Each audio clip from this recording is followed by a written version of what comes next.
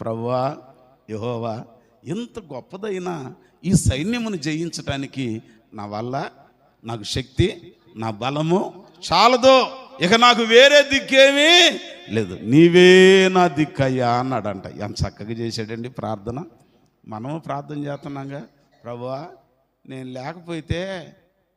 లేకపోతే నీ వాక్యం చెప్పేవాళ్ళే లేరయ్యా, నేను లేకపోతే దయ్యాలు వెళ్ళిపోవటమే జరగదయ్యా. ఎంత గర్వం అండి, దేవునికి స్తోత్రం, హల్లెలూయా. అనకూడదంట,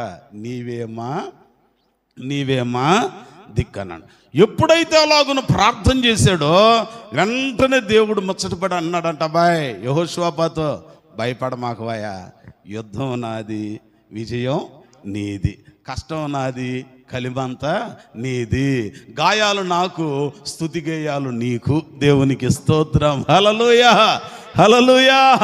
ఎప్పుడైతే ఆయన దేవుని సన్నిధిలో